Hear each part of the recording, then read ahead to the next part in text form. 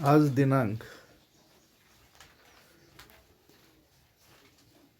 17 जून 2021, BCom भाग 3, semester 6, business environment, व्यावसायिक पर्यावरण. आपण यापूर्वीच्या व्याख्यानात असं पाहिलं आहे की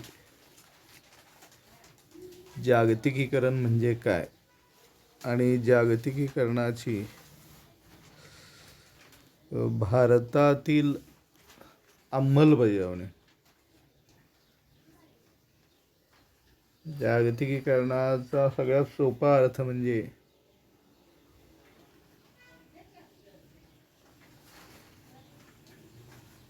की सगळे जग हीच एक बाजारपेठ आहे. आंतरराष्ट्रीय व्यापारावरील बंधने कमी करणे, हळूहळू रद्द करणे आणि आपली अर्थव्यवस्था जागतिक अर्थव्यवस्थेशी संबंधित करणे, याला जागतिकीकरण असे म्हणतात. त्यामुळे जागतिकीकरणाची भारतातील अंमलबजावणी पाहत असताना आपण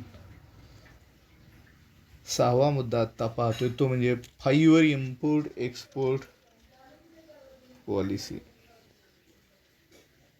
जागतिकीकरणाच्या या काळात भारत सरकारने सुरुवातीला सन 1992 ते 97 असं 5 वर्षांचं आयात निर्यात धोरण सरकारने जाहीर केलं. त्यानुसार भारतीय उद्योगांची उत्पादकता, आधुनिकीकरण, स्पर्धात्मकता यांना चालना मिळेल या दृष्टिकोनातून निर्यात व आयातीचे व्यवस्थापन अतिशय सोप्या पद्धतीने करणे, की ज्यायोगे या परराष्ट्रीय व्यापारातील अडथळे नियंत्रणे दूर करण्यात येतील आणि आयात निर्यात व्यापार वाढण्यास प्रोत्साहन मिळेल, असं 5 वर्षांचं आयात निर्यात धोरण 92 ते 97 या कालावधीसाठी सरकारने जाहीर केले. यानंतरचा मुद्दा आहे तो म्हणजे improvement in tariff fee. Improvement in tariff fee. भारतीय अर्थव्यवस्था जागतिक स्पर्धात्मकतेच्या कक्षेत आणण्यासाठी सरकारने योग्य प्रमाणात जकात शुल्कात सुधारणा केली. यामध्ये आयात आणि निर्यातीवर असणाऱ्या ज्या जकाती आहेत विविध वस्तूंवरच्या, त्या जकातीमध्ये सुधारणा केली. म्हणजे त्या जकाती कमी प्रमाणात कमी केल्या सरकारने, की ज्यामुळे निर्यात वाढेल आणि आयातसुद्धा त्यामुळे वाढणारच होती. आयात आणि निर्यातीवरील जकाती कमी करण्याचे धोरण सरकारने स्वीकारले. त्यानंतरचा मुद्दा आहे तो म्हणजे to attract foreign investment and technology. परकीय गुंतवणूक आणि तंत्रज्ञान हे आपल्या देशामध्ये आकर्षित करण्यासाठी सरकारने काही उपाय योजले. त्याच्यामध्ये काही प्राधान्यक्रम उद्योगामध्ये परकीय तंत्रज्ञानाच्या मदतीने उद्योग भागीदारीत करण्याला मान्यता दिली, परवानगी दिली.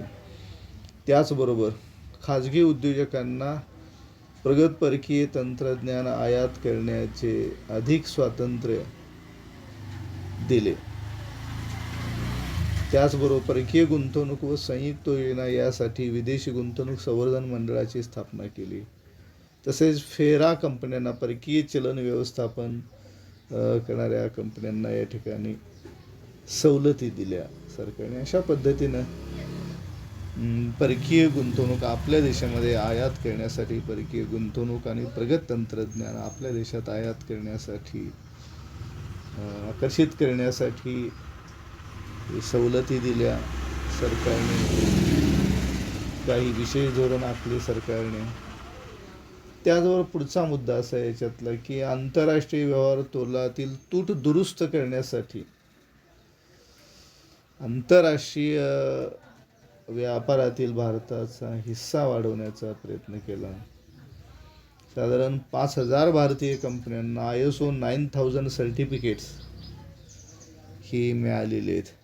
5,000 भारतीय कंपन्यांना ISO 9000 ही सर्टिफिकेट दिली.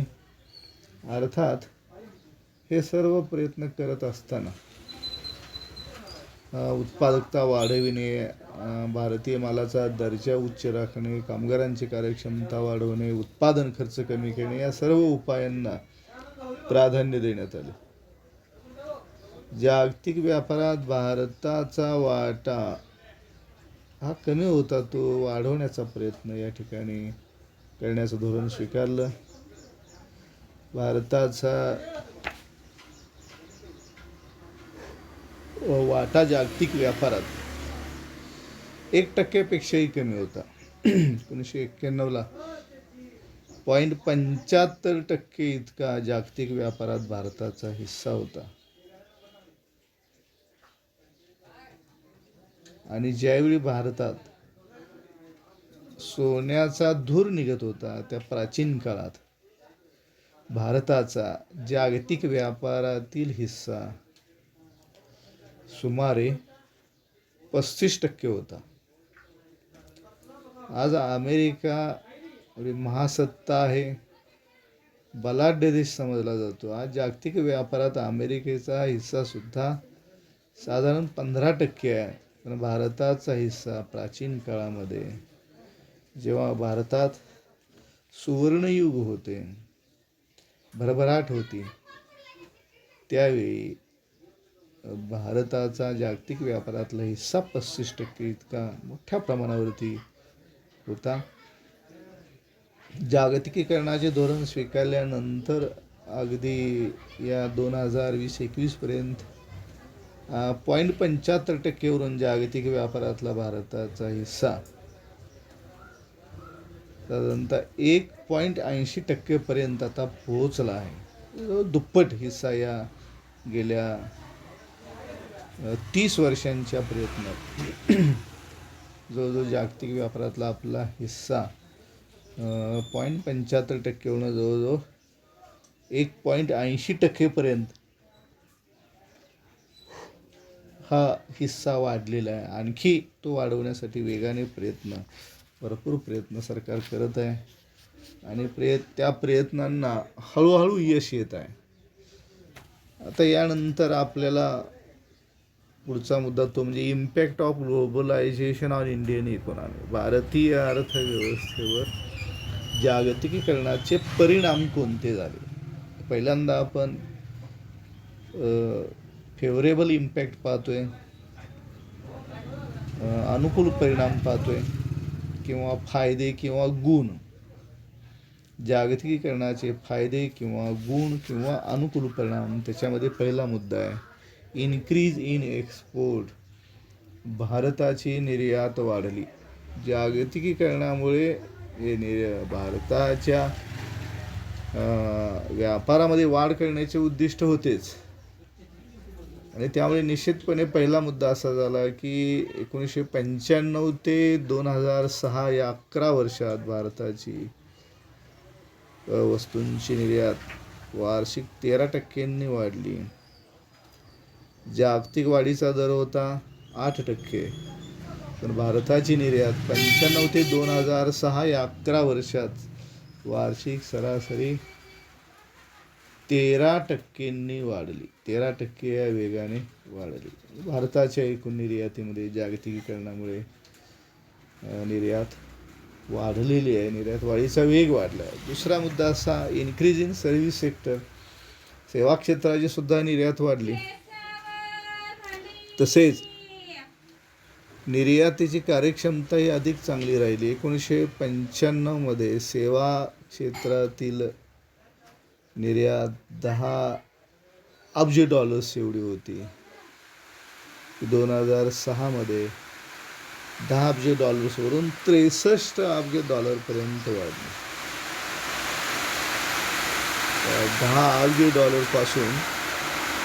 सेवा क्षेत्राची निर्यात 1995ला होती $10 अब्ज, 2006ला झाली $63 अब्ज. 2017-18 या वर्षात सेवा क्षेत्राची निर्यात सुमारे $105 अब्ज पर्यंत वाढली. सेवा क्षेत्राच्या निर्यातीत मोठ्या प्रमाणात वाढ झाल्याचं आपल्याला दिसून येतं की भारत हा माहिती व तंत्रज्ञान या क्षेत्रातील जगातील एक सर्वात वेगानं ही व्यवस्था वाढते आहे. माहिती तंत्रज्ञान या क्षेत्रात भारत जगात सर्वात पुढे आहे. चायना या देशाच्या सुद्धा पुढे आहे आणि त्यामुळे या क्षेत्राची निर्यात मोठ्या प्रमाणावरती दरवर्षी वाढत आहे. $105 अब्ज 2017-18 या वर्षात ही निर्यात वाढलेली आणि अजूनसुद्धा ती वेगाने वाढेल. तिसरा मुद्दा, increase in import more than export. निर्यातीची तुलना केली तर आयात वेगानं आपल्या देशाची वाढलेली आहे. म्हणजे या जागतिकीकरणाच्या धोरणाचा हा एक परिणाम आहे की आयातीमध्ये सुद्धा मोठी वाढ झाली निर्यातीच्या तुलनेमध्ये. कारण वेगवेगळ्या 91मध्ये भारताची निर्यात एकूण GDPच्या 5% होती. ती 95-96मध्ये 9% झाली. 2009मध्ये ती 14% झाली. अशा पद्धतीनं आपल्या देशाची निर्यात वाढली. पण 91मध्ये आपली आयात जी होती 1991मध्ये एकूण GDPच्या 8% होती, ती 96मध्ये 12% झाली आणि 2009मध्ये ती 25% झाली एकूण GDPच्या. म्हणजेच आपण पाहिलेलं आहे की निर्यातीपेक्षा आयात वेगानं झाली. अर्थात याच्या पाठीमागचा हा अनुकूल परिणाम आहे. याचं कारण असेल की देशानं असं ठरवलं होतं की जगातल्या विविध बाजारपेठात आपल्या देशाने प्रवेश करावा. त्याचबरोबर ज्या वस्तूंची निर्यात होते अशा वस्तूंना लागणारा कच्चा माल किंवा तंत्रज्ञान याची आयात करायला परवानगी दिली. निर्यातीसाठी आयात या धोरणातनं आयातीला परवानगी दिली, नवतंत्रज्ञान आयातीला परवानगी दिली आणि त्यामुळे निर्यातीपेक्षाही आयात वेगानं वाढलेली ही गोष्ट खरी आहे. त्यानंतर चौथा मुद्दा तो म्हणजे इन्क्रीज इन फॉरेन इन्व्हेस्टमेंट. परकीय गुंतवणुकीत मोठ्या वेगानं या काळात वाढ झालेली आहे. विदेशी गुंतवणुकीचा प्रवाह आपल्या देशात जागतिकीकरणामुळे वाढला. विदेशी अर्थात प्रत्येक विदेशी गुंतवणुकीचे 2 प्रकार पडतात. एक प्रत्यक्ष परकीय गुंतवणूक आणि दुसरी म्हणजे संस्थात्मक गुंतवणूक म्हणजे रोखे बाजार किंवा शेअर मार्केटमध्ये होणारी गुंतवणूक. तर यामध्ये प्रत्यक्ष विदेशी गुंतवणूक ही अर्थव्यवस्थेची उत्पादन क्षमता वाढवायला मदत करते आणि कर्जरोख्यातील शेअर मार्केटमधील गुंतवणूक ही चंचल असते. ती कधी येते आणि लवकर जाते सुद्धा. 91 ते 95 या काळात प्रत्यक्ष परकीय गुंतवणुकीचा हिस्सा एकूण भांडवल गुंतवणुकीत 24% होता आणि शेअर मार्केटमधला हिस्सा परकीय गुंतवणुकीत शेअर मार्केटचा हिस्सा होता म्हणजे अप्रत्यक्ष गुंतवणुकीचा हिस्सा होता 75%. म्हणजेच प्रत्यक्ष परकीय गुंतवणुकी तुलनेने कमी आहे, पण ती वाढत आहे. पूर्वीच्या तुलनेमध्ये प्रत्यक्ष परकीय गुंतवणूक जी होती ती वाढत आहे, तिचे प्रमाण वाढत आहे. तसेच दिवसेंदिवस भारत सरकार या परकीय गुंतवणुकीला प्रोत्साहन देत आहे. त्याचबरोबर भारत सरकार विशेष म्हणजे या वेगवेगळ्या राज्य सरकार भारतातील, उदाहरणार्थ महाराष्ट्र, कर्नाटक, तामिळनाडू या राज्य सरकारांनी सुद्धा प्रत्यक्ष परकीय गुंतवणुकीसाठी पुढाकार घेतला आणि त्यांना स्वातंत्र्य दिलं केंद्रानं. तसं सन 2020-21 या वर्षात 2020 या वर्षात विशेषतः कोरोनाची पहिली लाट या 2020मध्ये आली. 2020मध्ये महाराष्ट्रात परकीय गुंतवणुकीचे 35,000 कोटी रुपयांच्या परकीय गुंतवणुकीचे करार झाले आणि एवढ्या प्रतिकूल कालावधीत सुद्धा नवीन गुंतवणूक आपल्या देशामध्ये परकीय गुंतवणूक आकर्षित करण्यामध्ये परकीय गुंतवणूकदारांचा कल आहे भारतामध्ये गुंतवणूक करण्यासाठी. आणि महाराष्ट्राने तो 25,000 कोटी रुपयाच्या नवीन गुंतवणुकीचे करार या ठिकाणी केलेले आहेत. त्याचबरोबर इन्क्रीज इन फॉरेन एक्सचेंज, परकीय चलन साठ्यातील वाढ. 1991मध्ये आपल्या देशाजवळ परकीय चलन साठा होता फक्त $1.3 अब्ज. 1.3 अब्ज एवढाच प्रत्यक्ष एवढाच परकीय चलन गंगाजळी होती देशामध्ये. परकीय चलनाचा साठा होता $1.3 अब्ज. तर हा साठा 2008मध्ये $309 अब्ज पर्यंत वाढला. जवळजवळ 300 पटीनं वाढ झाली, वेगानं वाढ झाली परकीय चलन साठ्यामध्ये. त्यानंतर याच्यामध्ये सतत वाढ होते. 2016मध्ये हा परकीय चलन साठा किंवा परकीय चलनाची गंगाजळी $355 अब्ज पर्यंत वाढली. परकीय चलन साठा किंवा परकीय चलन गंगाजळी $355 अब्ज पर्यंत वाढ झाली 2016मध्ये. आणि आता 2021मध्ये 2020 आणि 2021 हा वर्ष कोरोना महामारी किंवा या साथीच्या काळामध्ये हा एक अतिशय प्रतिकूल काळ आहे व्यापार वाढीसाठी, परकीय चलन गंगाजळीच्या वाढीसाठी. हा परकीय प्रतिकूल काळ असून सुद्धा परकीय चलनाच्या गंगाजळीमध्ये या 2021 या वर्षात म्हणजे मे 2021 अखेर परकीय चलन गंगाजळीमध्ये वाढच होत आहे आणि त्या वाढीचा आकडा आहे $500 अब्ज पेक्षा जास्त वाढ झाली. ते प्रतिकूल काळ असून सुद्धा $500 अब्ज इतकी गंगाजळीमध्ये वाढ झालेली आहे. की भारतीय अर्थव्यवस्थेच्या दृष्टिकोनातून एक सूचिन्ह आहे, चांगली गोष्ट आहे. आणि म्हणून परकीय चलन साठ्यात होणारी वाढ ही अधिक महत्त्वपूर्ण आपल्या देशाच्या दृष्टिकोनातून. दुसरं असं की इन्क्रीज इन ॲग्रिकल्चरल एक्सपोर्ट, भारताच्या शेतीमालाच्या निर्यातीमध्ये सुद्धा वाढ झाली. त्याने शीतगृहांची साठवणुकीची सोय केली, कोल्ड स्टोरेजची संख्या वाढली, वाहतूक व कर्ज सुविधा वाढल्या, निर्यात व्यापारावरील नियंत्रणे सरकारने हटवली. अनेक शेतमालाची निर्यात त्यामुळे वाढली की आपल्या देशातील शेतमालाची निर्यात ही साधारणपणे 2008-09मध्ये सुमारे 80,000 कोटी रुपयांच्या शेतमालाची निर्यात झाली. तर 2013-14 या वर्षात सुमारे 2,60,000 कोटी रुपयांच्या शेतीमालाची निर्यात झालेली आहे. शेतीमालामध्ये विशेषतः अन्नधान्याची निर्यात मोठ्या प्रमाणावरती वाढत आहे आणि अन्नधान्याची निर्यात वाढलेली आहे.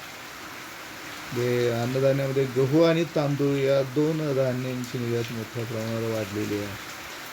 तर एकेकाळी भारत हा अन्न आयात करणारा देश होता, अन्नधान्य आयात करणारा देश होता आणि आज तो अन्नधान्याची निर्यात करणारा जगातला एक प्रमुख निर्यातदार देश बनलेला आहे.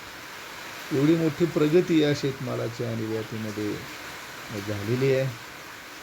तर वर्षाला साधारणतः भारत सरकार अन्नधान्याची गहू आणि तांदळाची निर्यातच साधारणपणे 2,20,000 कोटी रुपये इतके आकडेवारी 2018-19 या वर्षातील आकडेवारी असं सांगते की भारताची अन्नधान्याची निर्यात, गहू आणि तांदळाची निर्यात 2018-19 या वर्षामध्ये सुमारे 2,20,000 कोटी रुपयांची झालेली आहे.